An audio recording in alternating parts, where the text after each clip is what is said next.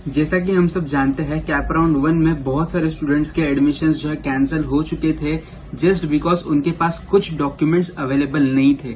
तो देखिए दोस्तों, डॉक्यूमेंट्स जो है ना आपके एडमिशन के टाइम पे एक बहुत ही इंपॉर्टेंट रोल प्ले करता है।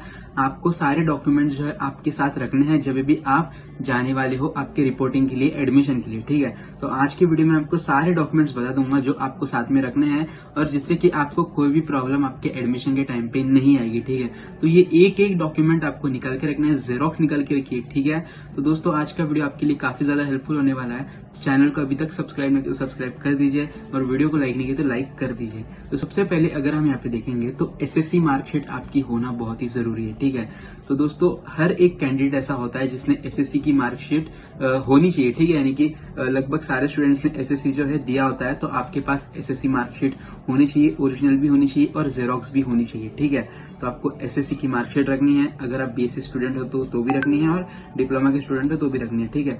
फिर आपकी एचएससी की मार्कशीट, एचएससी की मार्कशीट यानी कि 12वीं की मार्कशीट, ठीक है। अभी कोई स्टूडेंट्स का कैसा होता है 10th के बाद 12th करते हैं, फिर 12th के बाद डिप्लोमा करते हैं। तो अगर आपने 12th किया होगा तो आपको यहाँ पे 12th की मार्कशीट कंपलसरी है, आपको 12th की मार्कशीट भी यहाँ पे लेके आनी है, ठीक है। ये जो सारे डॉक्यूमेंट्स है आपके वेरीफाई होंगे, फिर आपको दे देंगे, कोई कॉलेज रख लेते हैं, ठीक है। अगला डॉक्यूमेंट देखोगे तो डिप्लोमा की मार्कशीट आपको लेना जरूरी है। अभी डिप्लोमा की कौन सी मार्कशीट लेनी है, कौन सी ईयर की मार्कशीट लेनी है, तो डिप्लोमा की आपको सारी 6 सेमेस्टर की मार्कशीट जो है ले लेनी है आपके साथ में। सारे ओरिजिनल मार्कशीट लीजिए और सबकी जेरोक्स भी आप एक एक रख लीजिए, ठीक है।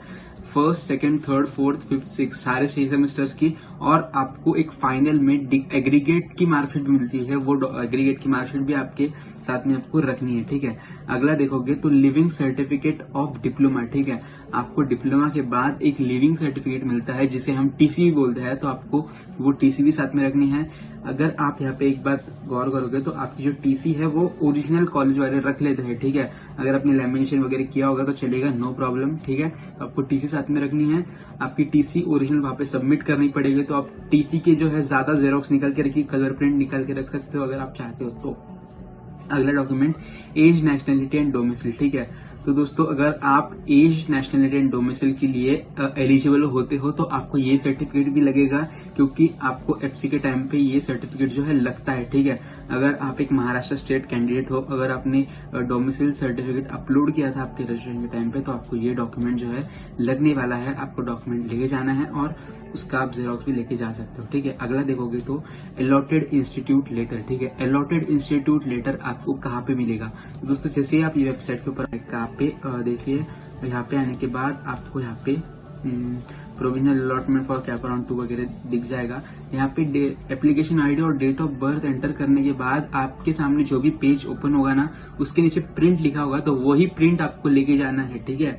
जब भी आप एडमिशन के टाइम पे वो प्रिंट लेके जा सकते हो, एडमिशन के टाइम पे जाओगे तो, ठीक है। क्यों लेके जाना है, क्योंकि एक जस्ट प्रूफ होता है कि आपका एडमिशन जो है मतलब अलॉटमेंट जो है वो कॉलेज में हुआ है, ठीक है। एक और डॉक्यूमेंट आपको यहाँ पे जो लेके जाना है वो है आपकी कंफर्मेशन रिसिप्ट, ठीक है। दोस्तों जब भी आपको कोई कॉलेज अलॉट होता है तब आप उसको फ्रीज कर देते हो, तो आपको वहाँ पे कंफर्मेशन सीट एक्सेप्टेंस फीस पे करनी होती है। सीट एक्सेप्टेंस फीस पे करने के बाद वहाँ पे एक रिसिप्ट जनरेट होती है जिसमें आपको बताया होता है कि आपका जो सीट एक्सेप्टेंस है वो कंफर्म हो चुका है और आपने 1000 रुपीज जो है पे कर दिया है।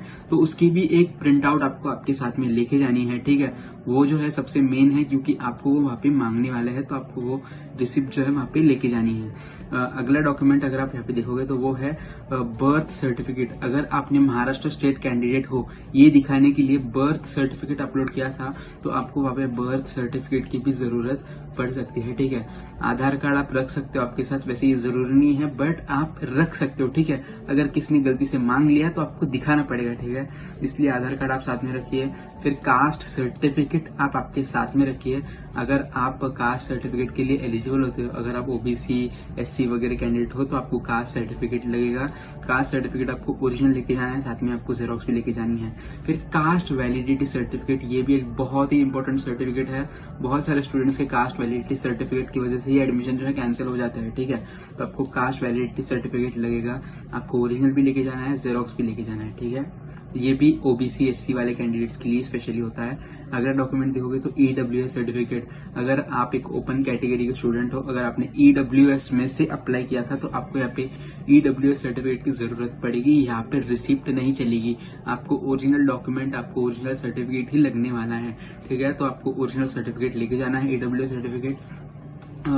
अगला देखोगे तो नॉन क्रिमिलियर सर्टिफिकेट। ठीक है, अगर आप एक ओबीसी कैंडिडेट हो तो आपने अगर नॉन क्रिमिलियर में से अप्लाई किया होगा तो आपको यहाँ पे नॉन क्रिमिलियर सर्टिफिकेट लगेगा, जो कि 2023 तक वैलिड होना चाहिए। ठीक है, तो आपको वैलिडिटी डेट जो है सर्टिफिकेट के नीचे देखने को मिलेगी, वहां पे लिखा होना चाहिए कि this certificate is valid up to, कोई स्टूडेंट्स का 2025 तक वैलिड है, बट आपका मिनिमम 2023 तक वैलिड होना चाहिए नॉन क्रिमिलियर सर्टिफिकेट। ठीक है, अगर आप ओबीसी कैंडिडेट हो तो ही आपको ये सर्टिफिकेट लगता है। अगला देखोगे तो इनकम सर्टिफिकेट आपको आपके साथ में रखना है। अगर आपकी फैमिली इनकम 8 लाख से कम है तो आपको यहाँ पे इनकम सर्टिफिकेट लगेगा, जो कि वैलिड होना चाहिए। ठीक है, 2023 तक वैलिड होना चाहिए, मार्च 2023 तक। ठीक है, तो इनकम सर्टिफिकेट आपको साथ में रख लेना है, नहीं निकाला है तो निकाल लीजिए। ठीक है, फटाफट निकाल लेने आपको सारे डॉक्यूमेंट्स। फिर बैंक अकाउंट आपके पास होना चाहिए।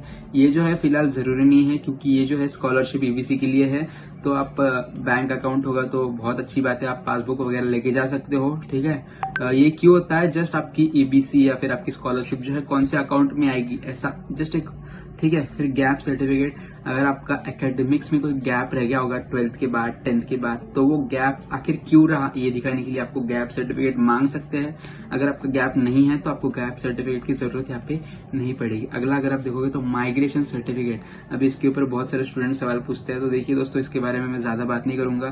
कोई स्टूडेंट्स को माइग्रेशन सर्टिफिकेट मांगते हैं, कोई स्टूडेंट्स को नहीं मांगते। ठीक है, कोई स्टूडेंट्स का माइग्रेशन सर्टिफिकेट की वजह से भी एडमिशन जो है कैंसिल हो सकता है। ठीक है, तो अगर आपके पास माइग्रेशन सर्टिफिकेट नहीं है तो निकाल सकते हो। ठीक है, बाकी नहीं भी मांगा तो भी कोई प्रॉब्लम नहीं है, वैसे कोई स्टूडेंट को नहीं भी मांगे। ठीक है, मुझे पर्सनली बात करो तो मुझे नहीं मांगा था। ठीक है, अगला देखोगे तो इक्विवेलेंस सर्टिफिकेट, ये स्पेशली उन लोगों के लिए होता है जिन्होंने भी उनका डिप्लोमा किसी ऑटोनॉमस इंस्टीट्यूट वगैरह से किया है, तो उन्हें इक्विवेलेंस सर्टिफिकेट की जरूरत पड़ सकती है, तो आप इक्विवेलेंस सर्टिफिकेट की आपके साथ रख सकते हो। ठीक है, अगला देखोगे तो प्रोविजनल डिप्लोमा कॉन्वोकेशन सर्टिफिकेट। ठीक है, ये भी आपका डिप्लोमा होने के बाद ये सर्टिफिकेट आपको दिया जाता है, तो ये सर्टिफिकेट भी आपको आपके साथ में रखना है।